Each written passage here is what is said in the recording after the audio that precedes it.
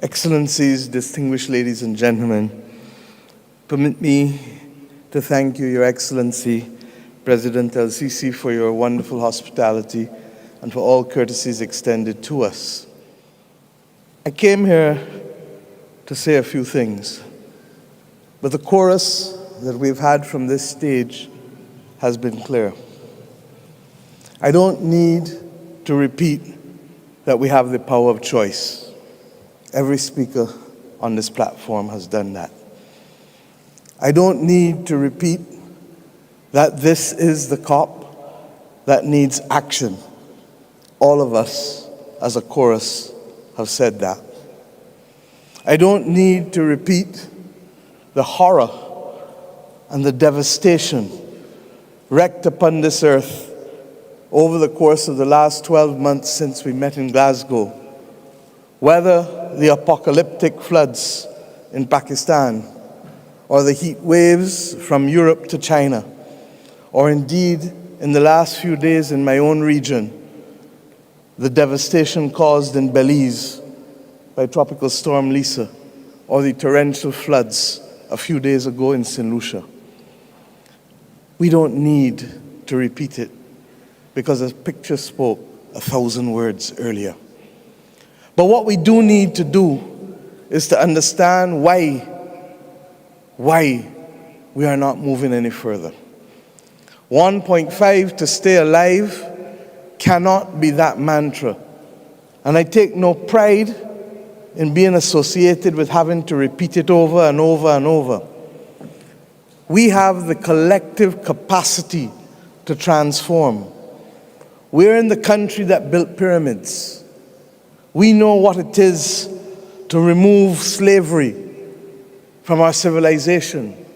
We know what it is to be able to find a vaccine within 2 years when a pandemic hits us. We know what it is to put a man on the moon, and now we put in rover on Mars. We know what it is. But the simple political will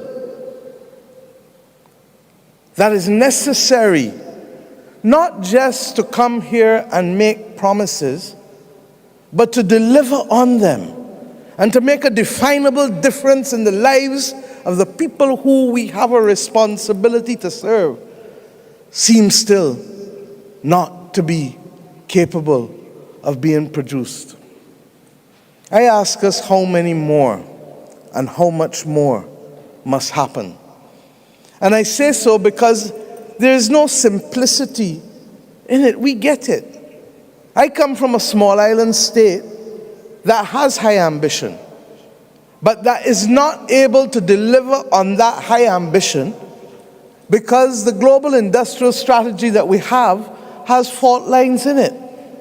Our ability to access electric cars, or our ability to access batteries or photovoltaic panels, are constrained by those countries that have the dominant presence and can produce for themselves, but the global south remains at the mercy of the global north on these issues.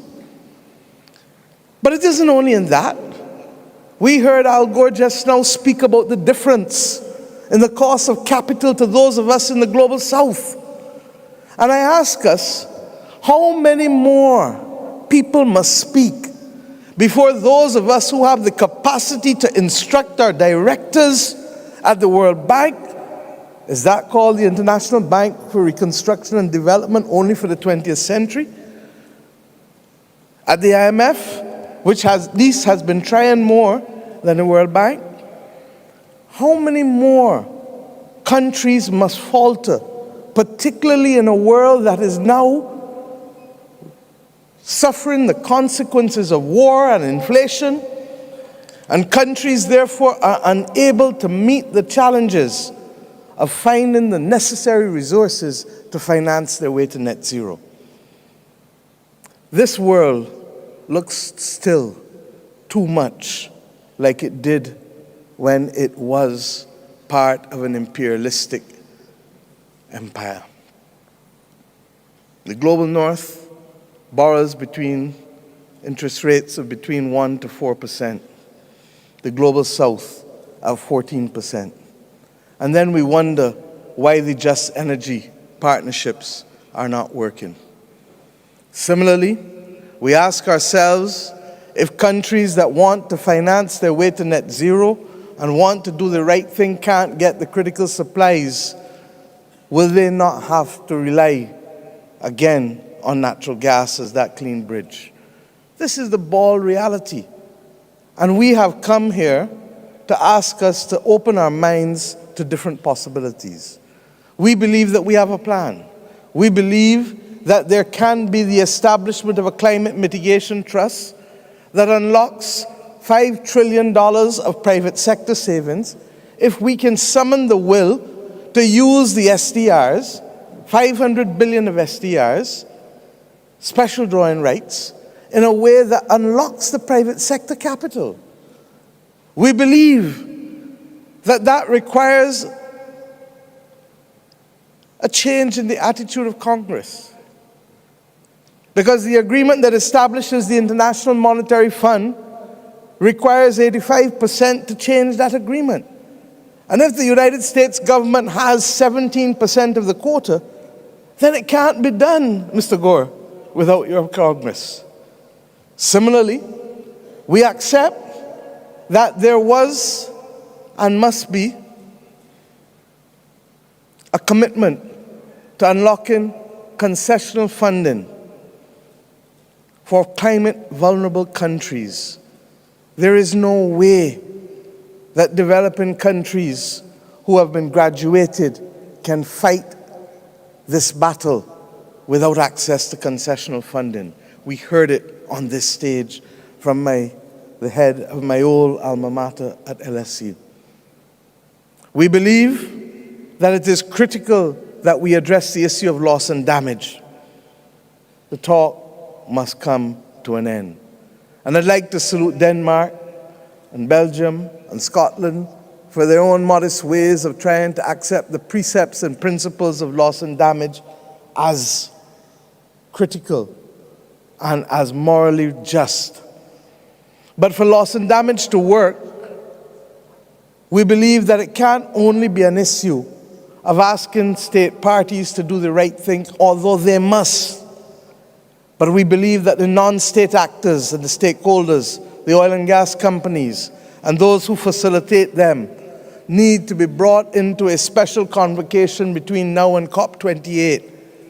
How do companies make $200 billion in profits in the last 3 months and not expect to contribute at least 10 cents in every dollar of profit to a loss and damage fund? This is what our people expect. And I ask us, as we reflect on what a loss and damage fund can look like and who should access it, that we convene a special convocation that doesn't only involve state parties, but non-state actors, such as the same companies. We believe as well that the time has come for the introduction of natural disaster and pandemic clauses in our debt instruments. I have said that if Barbados is hit tomorrow, because we have natural disaster clauses, God forbid if we are hit tomorrow, we unlock 18% of GDP over the next 2 years, because what we do is effectively put a pause on all of our debt and put it at the end for 2 years and put it at the end, and we pay back that money at the end. But what we get is the flexibility in the first 2 years to address issues of damage and loss. And finally, we believe that the multilateral development banks have to reform. Yes, it is time for us to revisit Bretton Woods. Yes, it is time for us to remember that those countries who sit in this room today did not exist at the time that the Bretton Woods institutions were formed for the most part. And therefore we have not seen, we have not been heard sufficiently.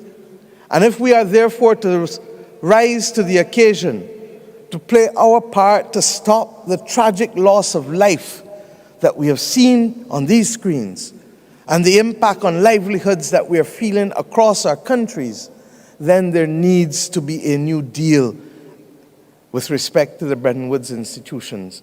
And we need to ensure that they have a different view to their risk appetite, that we look at the SDRs, and that we look at other innovative ways to expand the lending that is available from billions to trillions. My friends, the time is running out on us. And yes, we have the power of choice. When asked what should he do when he became president of South Africa, should he pursue a path of vengeance or should he seek to build a state? Nelson Mandela chose to be able to build a state and to keep a country together. He chose blessings instead of curse because he believed that it would make a defining difference. When given the choice of how to treat to post-war Europe, President Truman settled the Marshall Plan that made the definable difference to the countries that were responsible, yes, for the destruction of so much and for the loss of life of so many. But in spite of that, they chose to rise above it. I ask us today, what will our choice be? We have the power to act or the power to remain passive and do nothing. I pray that we will leave Egypt with a clear understanding that the things that are facing us today are all interconnected. I thank President el-Sisi for his comments that there needs to be peace, because countries like ours continue to suffer as a result of a war that we have no part of, and a war that we want to see come to an end. Our people on this earth deserve better. And what is more, our leaders know better. Because while many of us may not have been alive during the great wars, the consequences of those wars still live with us, and we have the capacity to choose differently. I ask the people of the world, and not just the leaders, therefore, to hold us accountable and to ask us to act in your name to save this earth and to save the people of this earth. The choice is ours. What will you do? What will you choose to save? Thank you.